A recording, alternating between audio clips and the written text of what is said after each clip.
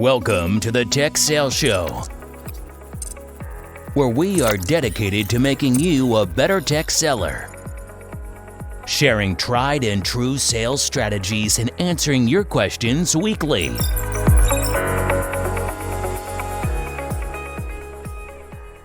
What's up, Brian? Hey, Bobby. Well, we are doing another series. We teased this a couple of times over the last few weeks, but this is Meeting Prep 2.0. We all started this whole thing with Meeting Prep back in your kitchen in London/Windsor many months ago now. And this is episode 133 and series 24. So exciting that we've continued the journey as long as we have. Certainly so, and I think this is the most core part of the job. So it's a great one to recap on. We've learned some things, we've changed some things, so it's a great series to recap on. Yeah, if you haven't listened to that first series, by all means, we'd recommend that you do that. I think the concept of that first podcast, that first series, 4 big episodes, was all about really that first interaction with a customer meeting, probably more tuned for an enterprise rep or someone who had very few accounts. And this one we're trying to really share a broader picture and really taking into account 3 types of customer meetings: that new prospect or customer meeting of any size or scale, the recurring kind of existing customer meeting, and then the meeting where maybe an executive's coming to town or you're putting on an executive briefing. We're kind of pivoting on those 3, and we'll talk about those as we share our examples and things throughout the next few weeks. This is slated to be a 3-part series, and we got more to give away as we go through this series as it relates to tools and other things. So share the podcast with your friends if you would, and let's help us keep growing the listenership if you would. Thanks. So, 2 years ago, just over 2 years ago, I was still at EMC Dell, and when we released this first series, some of my cohorts had listened to it, and they were like, "Bobby, if you do that much planning before a meeting, I'm nowhere near what you're doing, and I think you're completely full of crap." And the reality is there's something to that, right? Like, as I had 6 accounts in the enterprise space. I had already had all of those first meetings, but I can tell you that I really did that much work when I first joined EMC as an enterprise rep, to do the research on those companies, to formulate my plans with partners, to dig deep on the contacts and org charts. And I mean, I probably spent, for that first 1-hour meeting with all those accounts, maybe not the introduction meeting, like, here's Bobby Doss, he's new to your account, because it would be almost embarrassing to try and oversell to a customer in that respect. But as my momentum with those accounts kind of grew, and I was taking my first approach to take the partner, myself, the team, into a meeting environment where we were going to understand their business and sell them something, I did tons of planning and tons of research and tons of work. I think one thing I challenge there a little bit too is that, like anything else, as you practice this, it becomes very second nature to quickly pull up a financial statement, to quickly look at the news, to quickly look at the people that work there. Like, it becomes almost muscle memory. Like, I've got this meeting, I need to be prepped for this meeting, let's go. And so it's not, as you do it 5 times, 10 times, 15 times, like anything else, you're not having to look at a checklist anymore because it's second nature. No doubt. And again, it does kind of vary, but those people that were challenging me also had those accounts for 5 or 6 years. Mm-hmm. They weren't doing that first meeting level of research anymore. They knew the players. They knew the players that had left. They met the players when they came in. It was very different, the way those interactions with those companies kind of came together. But as Brian said, this is the job. I mean, this preparing for meetings, understanding your customers, getting to know your customers, understanding what they really need, is what makes a great rep better than average. I think we all feel it in our consumer buying world, right? Like, we've talked about you buying a car, Brian, and I mean, I can go to a car dealership and tell a guy I want a truck, and he's still trying to show me cars, right? Like, that's not even meeting prep. That's like real time, just listening. And the same thing goes when I call the phone company. I have a dispute on my cell phone bill recently. They kept trying to sell me cable. Like, I don't need your cable. I need you to fix my phone, right? So those are real-time meetings, whether those people know it or not, that are falling apart, right? So this week, we're really talking about everything as it relates to prepare for customer meetings, and we're breaking it down into 3 parts. We're going to talk about researching the company, we're going to talk about researching the participants, and then we're going to talk about preparing yourself and your team. As we move into next week, we're going to be talking about the planning phase, and then we're going to talk about, in segment 3 of this series, following up. And each one of these episodes is going to come with a tool, and we're going to try and wrap them all together into a little package for everybody as well at the end of this series. So download the tools again, share it with your friends. Brian, let's get started. Let's do it. So when should you research a company, Brian? And I think we've obviously prepared, but there's those 3 levels. An inside rep talking to a new customer is very different than an enterprise rep talking to a new customer. Sure. And they might need to prepare differently and for different amounts of times. But I'll tell you, and we've joked about this many times, the lobby right before the meeting is not the right time to prepare for a meeting. How would you help a new rep or a seasoned rep listening to this podcast think about the amount of effort, and when should that effort begin to prepare for meetings? Well, going back to your lobby example, this is my kryptonite. Someone reading a statement on a lobby wall, some sort of plaque, and then they walk back to the customer meeting and they say something to the effect of, "It seems like you have a really good culture here," because it's, they have like a top X number of places to work that they saw on the wall before they hit it, and it's like it's so bad, it's so played out. The person you're meeting with has heard that 50 times. So Bobby, to answer your question, it's typically for, let's say that you're a mid-enterprise rep, that you got 20, 40, 60 accounts. You book a meeting, I think you should be a week out as you start to prep for it. Yep, I like that. And then if you're an inside rep and have hundreds, if not thousands of accounts, maybe even the whole freaking phone book, obviously that's not the expectation anymore. But the expectation should be that if you have 20 or 30 accounts that you're trying to contact each day, meaning I'm going to make 30 phone calls, there's nothing that says if 10 of those accounts are in your top 20 or 50 list that you wouldn't spend time at least reviewing their website, understanding if they're public or private, and making some thoughtful decisions on how you may sell to them. What we didn't do early on in this podcast was like real-time examples and walking people through it, and that's definitely not what we did in part 1 way back when for this meeting prep 1.0. But today I thought, Brian, just off the cuff, if you could give me an account, I'll kind of walk the listeners through, and you can articulate and dictate some of the things I'm doing, and then maybe give the users listening to us today some examples on how we would do some research for a company. Sounds great. Let's pick, I live in the Dallas-Fort Worth area, so let's pick Texas Capital Bank. This was one of my very early customers whenever I was selling, when I was a reseller working for Softchoice. So perfect. Texas Capital Bank, and what I would do... Publicly traded company, by the way. Publicly traded company, which is a big difference, right? Yes. Obviously, with a public company, we can find out a lot more information. They have to share it. The SEC requires them to share things. That's going to help us for sure. And there's ways to find information about public companies, but you're probably not going to find a lot of financial information out about private companies. So the first thing I would do is obviously pull up a browser, and I would Google or search your favorite search engine, Texas Capital Bank. And what that's going to do is pull up some things. And what's interesting right off the bat is that Google has suggested, did I mean to look for Texas Capital Bank stock? Probably because that's what a lot of people have been doing lately, based on current market trends. And if you listen to this in the future, we're recording this in the month of June 2020, and COVID is at its phase of kind of everyone thinks it's returning. So the market is still extremely tight and lots of volatility going on right now.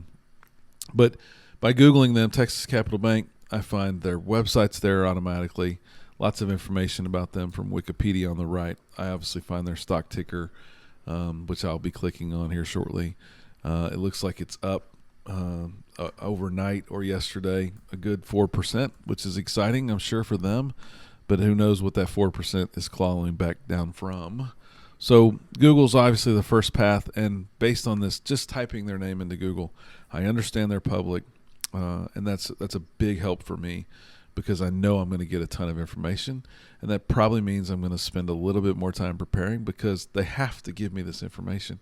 Wouldn't it be nice if every one of your customers gave you information about their current financial position, what they were planning on doing, what they were planning on divesting, and kind of a path forward? If you knew that before you walked to a customer meeting, Brian, wouldn't you call that person and ask them those questions?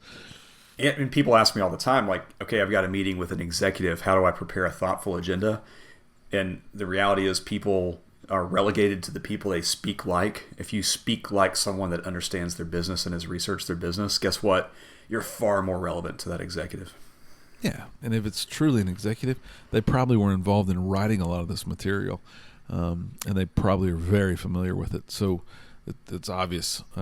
So I've Googled them, and then, of course, the next step for me is I'm going to go to their website.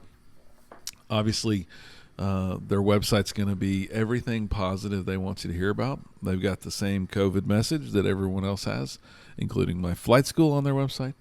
And they have the normal kind of banner of buttons and things. They definitely speak about being here for the community and clients. Big old skyline of Dallas, good picture up there. But nothing over the top. I think a key statement by their CEOs on their first page, Brian: Texas Capital Bank is a true business partner. We have a unique ability to monitor situations in real time and make adjustments and improvements immediately. I guess that's based on that's a customer who's a partner of theirs. News down at the bottom, but let's get off the public pretty website. And if you don't know if they're public for some reason, you found their website, the big telling clue is that they have investors listed right on the front of their page, right? And private companies probably don't have an investors link. If I click on that investors link, it takes me to their filings and things that they've done with the SEC and what they have to put out from a kind of a standards with their financials. So they got quarterly reports out there. They've got webcasts, which I would probably listen to. If I was an enterprise rep and this was one of my accounts, I would definitely listen to their last couple of webcasts. I probably wouldn't listen to investors' questions and challenge them, but I would listen to what they had to say. I might look at their board of directors here, and lots of information. Some companies put their presentations that they present to investors while they're on the road. Lots of meaty information in those presentations. But I know they're public, and I'm going to go look at some of my more public resources. Brian, anything else you might do on a website here before? And we are coming back to look at one more thing in just a minute. But anything else you might look at on a website? Well, I'll hold the thing that you were going to come back to. All right, perfect. So the next thing I would probably look at is just naturally pull up Wikipedia and see what others have contributed. Lots of pretty good little summary information on their finances on the right-hand side of Wikipedia. Probably teaches me more about their history than I would find on their website or other places because people have contributed to this. But not a whole lot of meat here on Wikipedia, but I do find out the areas they serve, and some of that information would be valuable to me for sure. And at this point, I'm looking at their lines of business too. Like, I know that they're a bank. Well, what kind of bank? What markets do they serve? What are their core products that they're selling to their customers? And I start to kind of make a quick list. I use OneNote to kind of start to organize my thoughts on the company. So I kind of list out, okay, so they're in this business, this business, this business. And I kind of start to paint a picture for me as to they're more than a bank. They do all of these things too. Yes, and that's key for sure because we want to know their business. We'll never know it as well as they know it, but we want to know their business and be able to speak to them clearly. The next thing I would do, I would go to Google Finance in some mechanism. If you go back to where I searched on that page on the right-hand side, there's kind of some information about them. There's a stock ticker, TCBI. That's their stock ticker. They're listed on the NASDAQ. And so I would click that link, which would pull up their Google Finance page or finance information from Google Finance. And it's a summary of what's going on. And if you look at the overview, it probably defaults to something like today or the last 5 days. I think mine's defaulting to the last day.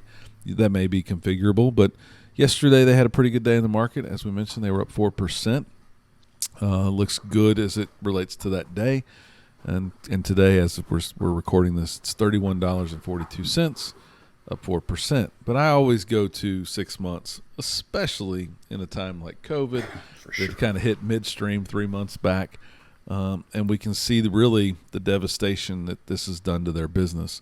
The chart turns red. They were tracking right below $60 for the last little bit, and then it got crushed down all the way to $20 in the late mid-March phase, and hasn't climbed back a whole lot. Let's say their low was 19.29, and today they're back 31. So they've recovered. They've grown 50% as it relates to market cap in the last 2 months, but that's a drip compared to where they were. They're still 50% of what their market cap was just a few months back, which is damaging. And if you scroll down, you can see their quarterly financials. Again, this is not a ton of work, people. This is all at your fingertips, specifically for companies that are public.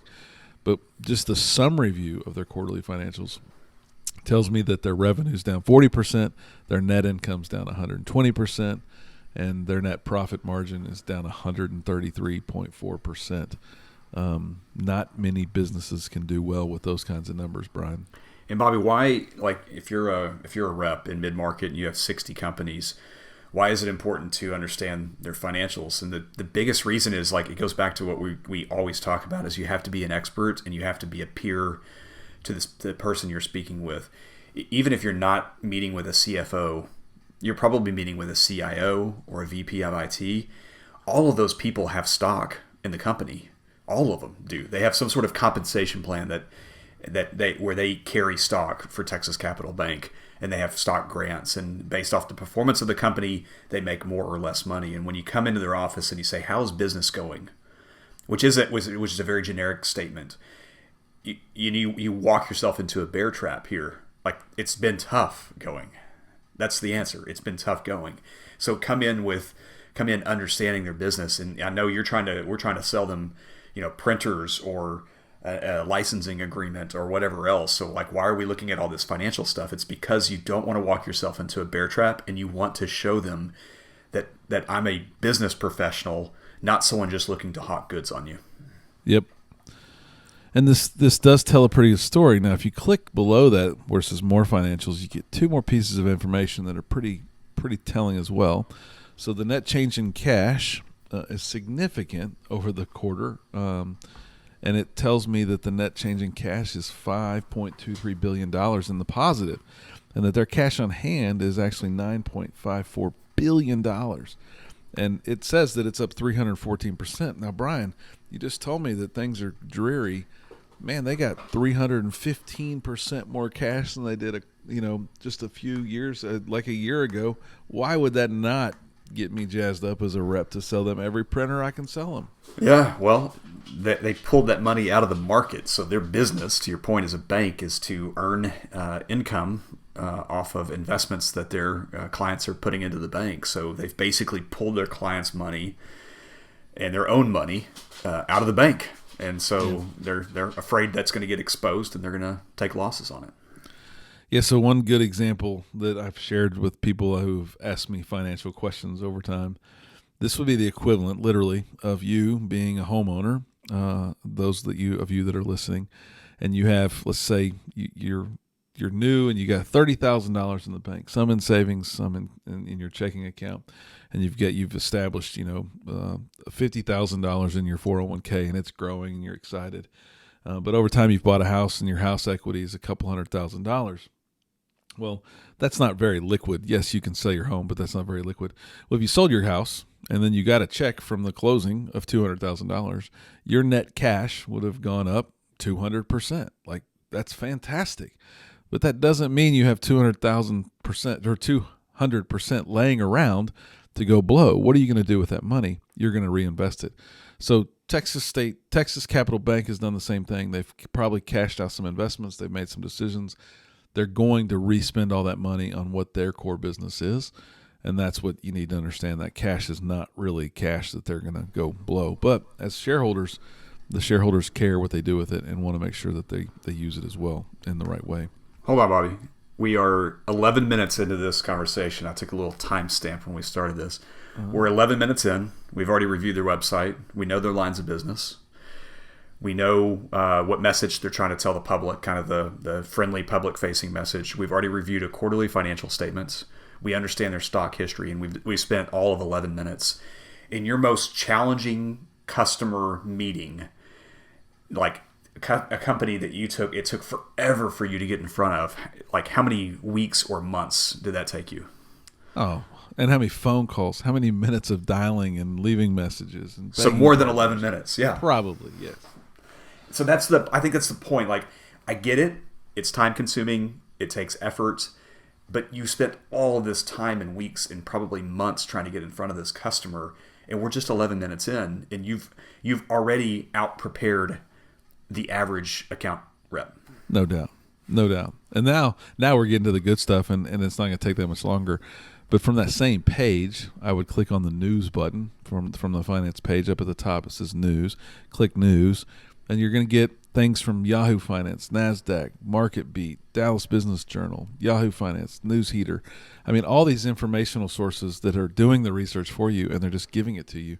And each of these windows that I just mentioned have less than 100 words, 20 words in each one. The first one from Yahoo Finance is Texas Capital Bank Shares, hedge funds heading for the exits. So we could have wrote that article ourselves based on the little bit of research we just did. We know that they're getting out of all their cash positions in bad investments, and they're bringing it all back in. We probably knew that, but that's good information to know, especially if you do have the chance to talk to a finance person and you get the chance to talk about it. Be very careful. If you don't know what a hedge fund is and you don't know what they do for the business, don't try to talk about hedge funds, but you have some information here right at your fingertips.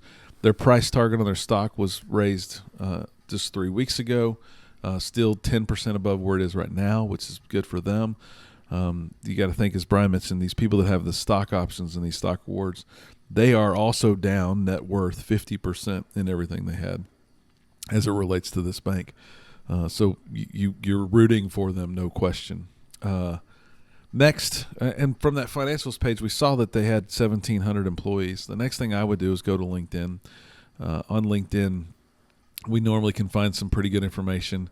Again, it's going to probably be their rosy stories that they're publishing back out, but some good information for sure that you need to understand and know.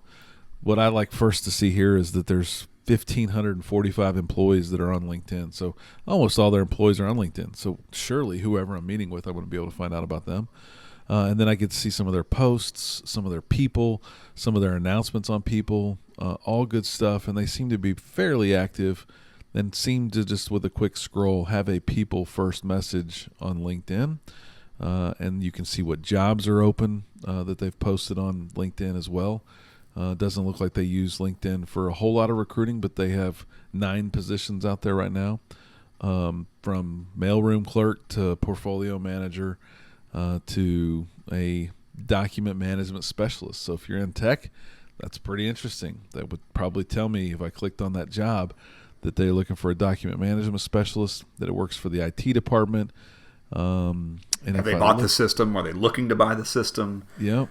Really interesting stuff there. You'll see this too for those of you that sell ERP or components of ERP systems. You'll see those statements written in the 10K.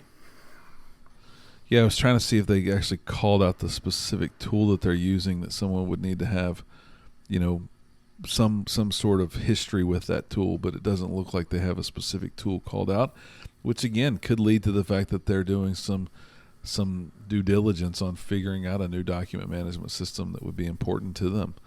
So jobs are obviously valuable there as well, and just a wealth of information if you're trying to sell people or consulting into an account like that. And then it's the whole sphere of social media, Facebook, Twitter. As someone who manages my social media for another business, it's probably all the same posts managed by a tool that I'm sending it out with. So probably not a whole lot of variances there, but something that you should go look at. Now, we talked about it. I'd jump back to their website, and I'd probably go into their About Us page. This is normally where I would find out about their corporate culture and things that are going on. I'd find out about people and things that are going on. And what I'm really looking for on this About Us page is information or pieces of information that would be valuable to me and my team. Lots of businesses have a PDF that is both quarterly report and stuff about their culture and their 5-year plan, all good information that you should be consuming as well. by going back to their About Us page. Anything else as it relates to customer research, Brian? I think we've used a grand total of what looks like 14 minutes to do all this work. God, I mean, this certainly, you could go another level deeper, but of course, you're already going to be more prepared on the company, understanding the company, than anyone else out there. Yeah, we won't do it again for participants, but we will be sharing a checklist. But the same thing comes into part 2 of this series or this episode, and really that's the meeting participants, right? And you may not know everyone that's going to be in the meeting, but you have a good idea who you're meeting with, at least that one person. And there's no reason why you can't ask if they're bringing other people so that you can do that research. If a partner's driving and leading this meeting, you hold them accountable to that kind of stuff. But similarly to the 15-minute exercise on the company, I think there's no reason why you don't spend a few minutes, 5 to 10, to do a little bit of research on each person. And it's pretty much the same level of effort. I would Google them, and then I would go to LinkedIn next, and then social media. But what are we doing with a Google search, Brian? Let's just test. I guess we will test the waters, and I have not prepared for this, so we'll see what happens. So let's search Bobby Doss. Comes up with Facebook. There's clearly a retirement manager somewhere in the world that has a LinkedIn profile. Lots of other profiles on LinkedIn. I think what you glean from this a lot of times, and there are so many duplication of names that makes it a bit challenging. So sometimes you have to add qualifiers like the city or the state or a company they've worked for. But what you're really looking for are organizations that they've been a part of, or investments they may have. In your case, Bobby, a flight school. Like if you got the right Bobby Doss if you're seeing you next to a plane or something, right? Yep. So you're looking for what are those external activities that they participate on? Maybe they're a golf champion in the country club that they belong to. Maybe they're a big alumnus supporter of the college they went to and go do a cookout. I had a customer that would always go do this massive grill out for the college that he went to, and I swore we would spend probably the first 20 minutes of our 1 hour meeting of him telling me all the meats that he would smoke, pre-game, and he loved doing it, right? Yep. Just learned so much about the person. No question. And there's a lot of information that gleams here, right? There's definitely a picture of me in the images. There's some more information that you could glean from just Googling me. But what if there was a news article? What if I just got promoted or changed jobs or something, and some that did catch some sort of a news source? You would probably find that information, and that would be very important or critical. LinkedIn's going to be part of the story that I share and want to share, of course, and it's going to be my summary of what I see of myself, and then you'll see recommendations from other people, all good stuff out there. I think what an average rep does is they go to LinkedIn, Brian, they look real quick, they make a judgment, if nothing else, based on their picture that's on LinkedIn, maybe their headline photo, and they look how long they've been in the role, and that's about it, right? I think if you read things, you're going to find out whether or not they use SAP, whether they use other tools that might be valuable to your tech sales conversation. You're going to find out information about what college they went to. You're going to find out whether or not they are a licensed pilot. And then if they've been around a long time, they probably have had enough roles and jobs to where you can't see all of them without expanding those roles and jobs. And I would challenge someone, if they looked at my profile and they really did their above average work, would they know I was a police officer for 6 years? Would they know that I was a dispatcher? Would they know that I'm a private pilot? Would they know that I'm a multi-engine commercial pilot? I mean, those things are things that obviously I would want to talk about and would be engaging with a sales rep if they talked about those things. So it's key that you do that level of research and that you're not the average rep just taking a skim over it.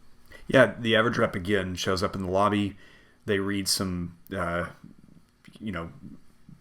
notes that are posted on the wall. They make some platitude comments as they walk into the meeting.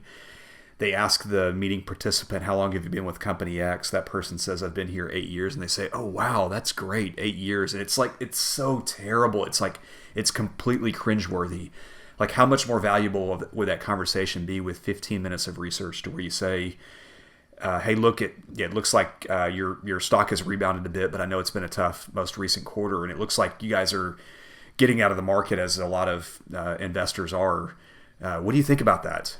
And do you think they're going to, what kind of conversation is that going to lead to? Like, that's an executive talking to an executive. You say, it looks like you have a lot of SAP experience from company so-and-so and so-and-so, and then you went to this company, and it looks like you're working with Oracle. How have you found that transition to be? That's an executive talking to an executive. That's a valuable conversation. You think they're going to have 20 minutes worth of content for you there? They're going to have easily 20 minutes, and it goes back to that, how to win friends and influence people, the Dale Carnegie book. The people want to hear and know that you have researched them. They want to know that you think their background is important. And if you can get to that point in these meetings, you will be seen as a peer, not a salesperson. Well, and just think if there's 3 sales reps that get this opportunity, the level of upping your game that happens in that conversation is immense. So research the people. Obviously, it goes without saying, and we'll put some cheaters in our checklist to help you do that. Finally, we're going to talk about preparing your team, and a lot of this is the plan that we build next week, so we'll skim over this, but we love the quote from Benjamin Franklin that says, "By failing to prepare, you are preparing to fail."